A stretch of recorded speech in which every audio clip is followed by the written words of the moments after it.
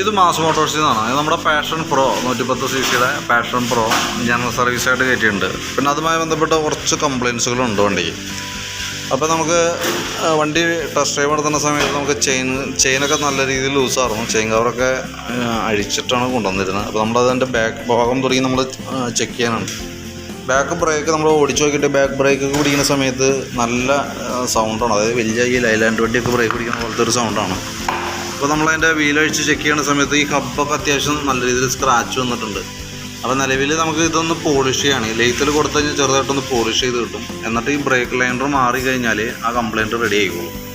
പിന്നെ നമുക്ക് ഈ ബാക്കിൽ ഇട്ടേക്കണ ഈ ടയർ ഉണ്ടല്ലോ, ഈ ടയർ ഇട്ടതിന് ശേഷം നമുക്ക് വണ്ടിക്ക് നല്ല വെട്ടൽ കാണിച്ചിട്ടുണ്ടാവും. നമ്മൾ വണ്ടി ഓടിക്കുന്ന സമയത്ത് അത്യാവശ്യം നല്ല രീതിയിൽ തന്നെ ഹാൻഡിലും ഒരുപാട് ബലം വന്നിട്ടുണ്ട്. അതിന് 2 കാരണങ്ങളുണ്ട്. ഒന്ന് ബാക്ക് ടയർ ഈ മോഡൽ കിടക്കണേ. പിന്നെ ഫ്രണ്ട് ടയറിന് ഒട്ടും ഗ്രിപ്പില്ല. ഹാൻഡിലിൻ്റെ ബെയറിങ് അതായത് കോൺസെപ്റ്റ് കംപ്ലയിൻ്റ് ഉണ്ട്.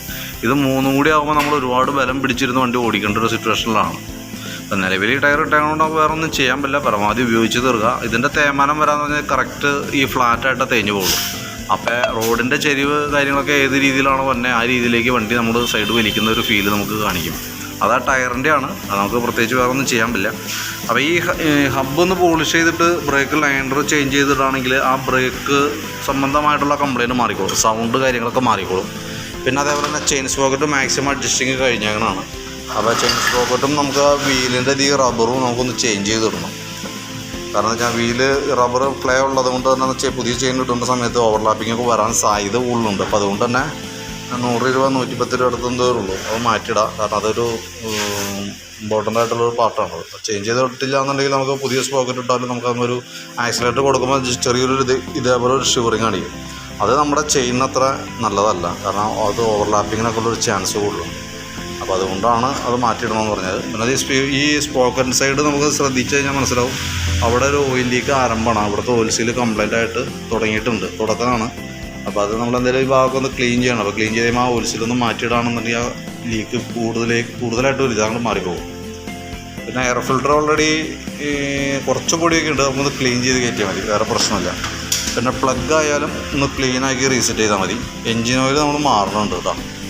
പിന്നെ അത്യാവശ്യം നമുക്ക് ഇതിൻ്റെ ഉള്ളൊക്കെ അത്യാവശ്യം നല്ല രീതിയിലുള്ള ചെളിയും കാര്യങ്ങളൊക്കെ ഉണ്ട്, അഴുക്കാണ് അതിൻ്റെ ഉള്ളൊക്കെ. അപ്പോൾ എന്തായാലും ഒന്ന് ഓപ്പൺ ആയിട്ട് ഈ കവറൊക്കെ ഒന്ന് അഴിച്ചിട്ടൊന്ന് വാഷ് ചെയ്യണം നന്നായിരിക്കും. കാരണം എന്ന് വെച്ചാൽ ഈ ചേസിൻ്റെ ഈ ഭാഗത്തൊക്കെ തുരുമ്പുണ്ടെങ്കിൽ നമുക്ക് അറിയാൻ പറ്റില്ല. അപ്പോൾ അതുണ്ടെങ്കിൽ കൈയോടെ തന്നെ ആ പെയിൻറ്റ് ടച്ച് ചെയ്ത് പോവുകയാണെങ്കിൽ വലിയ കോംപ്ലിക്കേഷനിലേക്കൊക്കെ പോകണേക്കാളും മുമ്പ് നമുക്കത് ഇടയ്ക്കെങ്കിലും ഒന്ന് അഴിച്ച് കഴുകേണ്ടത് എന്നുള്ളതാണ്. പിന്നെ ഫ്രണ്ട് ഭാഗത്തേക്ക് വരുമ്പോഴത്തേക്കും ഫ്രണ്ട് നമുക്ക് അതിൻ്റെ ഹെഡ്ലൈറ്റിൻ്റെ കേസ് ചെക്ക് ചെയ്യുമ്പോൾ ഹെഡ്ലൈറ്റ് ഒരു പോയിൻ്റ് ഇല്ല, പോഞ്ഞോണം ഇരിക്കുന്നത്. പിന്നെ സ്പീഡോമീറ്റർ വർക്കിംഗ് അല്ല, കേബിൾ കംപ്ലൈൻ്റ് ഉണ്ട്. പിന്നെ ഉള്ളതെന്ന് പറയുമ്പോൾ നമുക്ക് അതിൻ്റെ ഡിസ്ക് ബ്രേക്കിൻ്റെ കംപ്ലൈൻ്റ് ആണ്. ഡിസ്ക് ബ്രേക്ക് ഓൾറെഡി ഇല്ല. ബ്രേക്ക് പാഡ് ചെക്ക് ചെയ്യുമ്പോൾ പാഡ് ഫുള്ള് തീർന്നേക്കാണ്. ബ്രേക്ക് പാഡ് മാത്രം മാറ്റിയിട്ടിട്ട് കാര്യമില്ല. നമുക്ക് അതിൻ്റെ ഈ MC സബ് എന്ന് പറഞ്ഞ ഈ യൂണിറ്റാണ് കംപ്ലൈൻറ്റ് മെയിനായിട്ട്. അപ്പോൾ അത് റീപ്ലേസ് ചെയ്തിടാം. അതേപോലെ ഈ ബ്രേക്ക് ലിവർ ഒന്ന് ബെൻഡായിട്ടുണ്ട്. അപ്പോൾ അത് മാറ്റുന്ന കൂട്ടത്തിൽ ബ്രേക്ക് ലിവർ കൂടി ചേഞ്ച് ചെയ്ത് കഴിഞ്ഞാൽ ബ്രേക്ക് റീസെറ്റ് ചെയ്ത് കഴിഞ്ഞാൽ ഈ കാലിപ്പർ അസംബ്ലി അടക്കം അഴിച്ച് റീസെറ്റ് ചെയ്ത് കഴിഞ്ഞാൽ ബ്രേക്കിൻ്റെ കേസ് കറക്റ്റ് ആയിക്കോളും. നമ്മളിപ്പോൾ സെറ്റ് ചെയ്യുമ്പോൾ ചെറുതായിട്ട് ബ്രേക്ക് കുറവായിരിക്കും. അതിന് ശേഷം കുറച്ച് ഓടുമ്പോഴത്തേക്കും പെട്ടെന്ന് വന്നോളും, കുഴപ്പമില്ല. ഒരു കുറച്ച് ദിവസത്തിനുള്ളിൽ തന്നെ അത് കറക്റ്റ് ബാക്കപ്പ് ആയിക്കോളും. പിന്നെ നമുക്ക് അതിൻ്റെ ഈ ഹാൻഡിലിൻ്റെ ബെയറിങ്ങിൻ്റെ കേസ് ഞാൻ പറഞ്ഞിട്ടുണ്ടായിരുന്നല്ലോ. ഹാൻഡിൽ ബെയറിങ് ഇവിടെ തന്നെ കോൺസെപ്റ്റാണ്. ഈ ഹാൻഡിൽ അങ്ങോട്ടും ഇങ്ങോട്ടും തിരിയുന്ന ഭാഗത്ത് തന്നെ ബെയറിംഗ് ആണ്. അഡ്ജസ്റ്റബിൾ ബെയറിംഗ് ആണ്, ഓൾറെഡി ടൈറ്റാണ്. അത് അഴിച്ചു മാറ്റി കളയാനാണ് സേഫ്. കാരണം അത് അഴിച്ചു മാറ്റിയാലാണ് നമുക്ക് ഹാൻഡിൽ ഇച്ചിരി സ്മൂത്ത് ആവുള്ളൂ. ഹാൻഡിലിന് ടൈറ്റ് കാണിക്കാനുള്ള 2 കാരണങ്ങളൊന്നും ഞാൻ പറഞ്ഞു. ബാക്ക് ടയറിൻ്റെ കംപ്ലയിൻ്റ് ഉണ്ട്. പിന്നെ ഫ്രണ്ട് ടയറിൻ്റെ കണ്ടീഷനും നമ്മൾ ചെക്ക് ചെയ്യുമ്പോൾ ഫ്രണ്ട് ടയറും അത്ര പെർഫെക്റ്റ് അല്ല. അത്ര പെർഫെക്റ്റ് അല്ലെന്നല്ല, ടയർ ഫുള്ള് തീർന്നേക്കാണ്. അപ്പോൾ അത് ജസ്റ്റ് നോക്കാം. നമുക്ക് അതിൻ്റെ ഇവിടെ കമ്പനി തന്നെ ചെക്ക് ചെയ്യാനായിട്ടുള്ളൊരു ഓപ്ഷൻ കൊടുക്കുന്നുണ്ട്, TWI എന്ന് പറഞ്ഞിട്ട്. ടയർ വെയർ ഇൻഡിക്കേഷനാണ്. അത് നമുക്ക് കറക്റ്റ് അതിൻ്റെ ലൈൻ നോക്കുമ്പോൾ ഇത് ഇവിടെയാണ് സെൻറ്ററിലേക്കുള്ളൊരു ലൈൻ പോവും. അവിടെ ഒരു ചെറിയ കട്ട വരും. അതാണ് ശരിക്കും അതിൻ്റെ ചെക്ക് ചെയ്യേണ്ട ഭാഗം.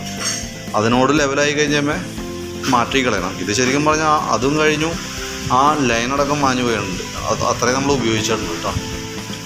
പിന്നെ നിലവിൽ ഈ ഭാഗത്തേക്ക് വരുമ്പോഴത്തേക്ക് നമുക്ക് അതിൻ്റെ ഈ സ്വിച്ചിൻ്റെ കംപ്ലയിൻ്റ് ഉണ്ട്. സെൽഫ് എടുക്കണില്ല കറക്റ്റായിട്ട്. അതിൻ്റെ ഉള്ളിൽ നിന്ന് നമ്മൾ നോക്കണ സമയത്ത് സ്വിച്ച് ഉള്ളിൽ ദ്രവിച്ച് കട്ടായിട്ട് പോയിട്ടുണ്ട്. അപ്പോൾ ഞാൻ ഈ ഐറ്റം അവൈലബിൾ ആണോ എന്ന് നോക്കട്ടെ. അങ്ങനെയാണെന്നുണ്ടെങ്കിൽ നമുക്ക് ആ സ്വിച്ച് ഒന്ന് മാറ്റിയിടാം. അതാ ഞാൻ സെൽഫ് വർക്കിംഗ് ആക്കണമെന്നുണ്ടെങ്കിൽ അത് ക്ലിയർ ചെയ്യണം. ഈ യൂണിറ്റായിട്ട് അത് കിട്ടുള്ളൂ കേട്ടോ. പിന്നെ ഉള്ളതെന്ന് പറയുന്നത് നമുക്ക് ഈ താക്കോൽ സെറ്റ് ഉണ്ടല്ലോ, താക്കോൽ ഓൺ ചെയ്ത് ഓഫ് ചെയ്താൽ ഇത് ഈ അടിയിൽ വരുമ്പോഴത്തേക്ക് അതിൻ്റെ കോൺടാക്റ്റ് ഒന്ന് അഴിച്ച് ക്ലീൻ ചെയ്യണം. കാരണം ചെറിയൊരു ലൂസ് കോൺടാക്റ്റ് ഉള്ളത് കൊണ്ട് തന്നെ നമുക്ക് ഇടയ്ക്ക് ചില സമയങ്ങളിൽ ന്യൂട്രലൈറ്റൊക്കെ തെളിയാനായിട്ടുള്ളൊരു ഡിലേ വന്നത് അതിൻ്റെയാണ് കേട്ടോ. പിന്നെ ക്ലച്ച് കേബിൾ ഇവിടെ ഓൾറെഡി പൊട്ടിയിരിക്കണേ, എൻ്റെ ഔട്ടർ പൊട്ടിയിട്ടേ ഇരിക്കണേ. അപ്പോൾ ക്ലച്ച് കേബിളൊന്നും മാറ്റിയിടാം. കാരണം ഞാൻ ക്ലച്ച് കേബിൾ ഇപ്പോൾ തന്നെ നല്ല ടൈറ്റ് ഉണ്ട്, അത് മാറ്റിയിട്ട് കഴിഞ്ഞാൽ അത് ക്ലിയർ ആയിക്കോളും കേട്ടോ. പിന്നെ ബാറ്ററിയുടെ കണ്ടീഷൻ നമ്മൾ നോക്കുമ്പോൾ ബാറ്ററി ശരിക്കും വണ്ടി വന്നപ്പോൾ ഉള്ള ബാറ്ററിയാണ്, എക്സൈഡിൻ്റെ ബാറ്ററിയാണ് ഇരിക്കണേ. 12 വോൾട്ടിൻ്റെ 4 ആംപിയറുള്ള ബാറ്ററിയാണ് ഇരിക്കുന്നത്. അപ്പോൾ നമ്മൾ ബാറ്ററിയുടെ കണ്ടീഷൻ കൂടി ഒന്ന് ചെക്ക് ചെയ്ത് നോക്കണുണ്ട്. ബാറ്ററി ചെക്ക് ചെയ്യുമ്പോൾ വോൾട്ട് ഒരല്പം കുറവ് കാണിക്കുന്നുണ്ട്, 11.97 വരെ കാണിക്കണേ. അപ്പോൾ നമ്മളൊന്ന് ചെക്ക് ചെയ്ത് നോക്കാം ബാറ്ററിയുടെ കണ്ടീഷൻ എങ്ങനെയാണ് എന്നുള്ള കേസ്. അപ്പോൾ വോൾട്ട് ചെക്ക് ചെയ്യുമ്പോൾ ബാറ്ററി ലോ ആയിട്ടാണ് കാണിക്കണേ. അപ്പോൾ നമ്മളൊന്ന് ഫുൾ ചാർജ് ചെയ്തിട്ട് വണ്ടിയുമ്പോൾ ഒന്നുകൂടി വെച്ച് നോക്കാം, വെച്ചൊന്ന് ചാർജ് ചെയ്തിട്ട്. പഴക്കമുള്ള ബാറ്ററിയാണ്, അത് അഴിക്കുമ്പോഴുള്ള അവസ്ഥ, അങ്ങനെ അഴിച്ചിട്ട് ചാർജ് ചെയ്ത് കയറ്റുമ്പോഴുള്ള അവസ്ഥ എന്തായിരിക്കും എന്നുള്ളത് കണ്ടറിയേണ്ടി വരും. എന്തായാലും ലോ ആണ്, അപ്പോൾ നമുക്കൊന്ന് ചാർജ് ചെയ്ത് നോക്കാൻ തരും, വേറെ ഓപ്ഷൻ ഇല്ല. ഇതൊക്കെയാണ് മെയിനായിട്ടുള്ള കേസ്. പിന്നെ സീറ്റ് കവർ അടി ശരിക്കും പൊട്ടിയിട്ടാണ് ഇരിക്കുന്നത് കേട്ടോ, ഫുൾ കവറിങ്. ആ മുകളിലത്തെ കവറൊക്കെ പൊട്ടിപ്പോയിട്ടുണ്ട്. അപ്പോൾ അത് മാറ്റിയിടണമെന്നുണ്ടെങ്കിൽ, അതല്ലെങ്കിൽ എന്തായാലും നമ്മൾ അഴിച്ചേക്കാണ്, കൂട്ടത്തേക്കൾ മാറ്റി പോവുകയാണെങ്കിൽ അതായിരിക്കും കുറച്ചുകൂടി ബെറ്റർ. അതല്ലെങ്കിൽ പിന്നെ പുറമെ എന്തായാലും നമ്മുടെ അടുത്ത് അതിൻ്റെ കവർ ഉണ്ടാവില്ല, കവർ മോഡലല്ല. അപ്പോൾ അടിപ്പിക്കണമെന്നുണ്ടെങ്കിൽ പുറമെ റേസിംഗ് കടയിൽ കൊടുത്ത് അടിപ്പിക്കണം. നല്ല ചെയ്യണമെങ്കിൽ നമുക്ക് കൂട്ടത്തിൽ ചെയ്യാം, അതല്ലെങ്കിൽ നിങ്ങൾ കൂട്ടം ചെയ്യുക, എന്തെങ്കിലും ചെയ്യുക, അങ്ങനെ എന്തെങ്കിലും ചെയ്യാം കേട്ടോ. അപ്പോൾ നിലവിൽ ഞാൻ നമ്മൾ നോക്കിയിട്ടേ അതിൻ്റെ ഏകദേശം ഒരു എസ്റ്റിമേറ്റ് ഒന്ന് റെഡിയാക്കിയിട്ട് അതിൻ്റെ ഡീറ്റെയിൽസ് ഒന്ന് വാട്സാപ്പിലേക്ക് ഒന്ന് സെൻഡ് ചെയ്ത്. അതായത് ബാക്കിലെ ബ്രേക്ക് ലൈനർ, അതേപോലെ ചെയിൻ സ്പോക്കറ്റ്, വീൽ റബ്ബർ, ആ ഹബിൻ്റെ പോളിഷിങ് കൂടി കൂട്ടാം അതിനകത്ത്. പിന്നെ അതേപോലെ വാട്ടർ സർവീസ് ഫുള്ളായിട്ട് നമുക്ക് അതിൻ്റെ ഈ കവറിങ്ങൊക്കെ അഴിച്ചിട്ടൊന്ന് വാഷ് ചെയ്യാം.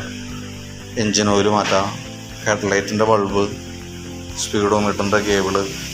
പിന്നെയുള്ളത് നമുക്ക് ഡിസ്ക് ബ്രേക്കുമായി ബന്ധപ്പെട്ട ബ്രേക്കിൻ്റെ പാഡ്, MC അഴിക്കുമ്പോൾ അതിൻ്റെ ഈ കാളിപ്പറിൻ്റെ ബുഷ്, അതിൻ്റെ ഉള്ളിൽ തന്നെ പിസ്റ്റൺ സീല് കാര്യങ്ങളൊക്കെ മാറ്റണം. ബ്രേക്ക് ഫ്ലൂയിഡ് പുതിയത് ഫില്ല് ചെയ്യേണ്ടി വരും. അതേപോലെ MC സബ് അസംബിളും ബ്രേക്ക് ലിവറാണ് നമുക്ക് മാറ്റേണ്ടി വന്നെ. സെൽഫിൻ്റെ സ്വിച്ച് അതിനകത്ത് വരുന്നുണ്ട്. ഇത്രയും കേസാണ് മെയിനായിട്ട് തന്നെ. അപ്പോൾ അതൊരു ഏകദേശം ഒരു എസ്റ്റിമേറ്റ്, നമുക്ക് ഒരു ധാരണ കിട്ടാൻ വേണ്ടിയിട്ട് ഒരു എസ്റ്റിമേറ്റ് ആക്കി നോക്കാം. എന്നിട്ട് അതിൻ്റെ ഡീറ്റെയിൽസ് ഒന്ന് വാട്സാപ്പിലേക്ക് ഒന്ന് സെൻഡ് ചെയ്യാം. അപ്പോൾ അഫോർഡബിൾ ആണെങ്കിൽ നോക്കിയിട്ട് പറയാം, അതനുസരിച്ചിട്ട് നമുക്കത് ക്ലോസ് ചെയ്ത് വിടാം. അതേപോലെ ഫ്രണ്ട് ഈ സൈഡിൽ ഫുഡ് റെസ്റ്റും പോയാൽ കിടക്കണം കേട്ടോ, ലെഫ്റ്റ് സൈഡിൽ. അപ്പോൾ അതേപോലെ ഈ ഗിയറിൻ്റെ പെഡലൊക്കെ ചെറുതായിട്ട് ബെൻഡായിരിക്കണ്ട, അതൊക്കെ ഒന്ന് ലെവൽ ചെയ്ത് വയ്ക്കാം. ഇതൊക്കെയാണ് മെയിനായിട്ട് നമ്മൾ പ്രത്യക്ഷത്തിൽ കാണുന്നത്, ഓടിച്ചു നോക്കിയപ്പോൾ ഫീൽ ചെയ്ത കംപ്ലയിൻസുകൾ. അപ്പോൾ അതും പ്രകാരം ഞാനൊരു എസ്റ്റിമേറ്റ് ആകാം, നോക്കിയിട്ടൊന്ന് റിപ്ലൈ ഇട്ടാൽ മതി. ഓക്കെ.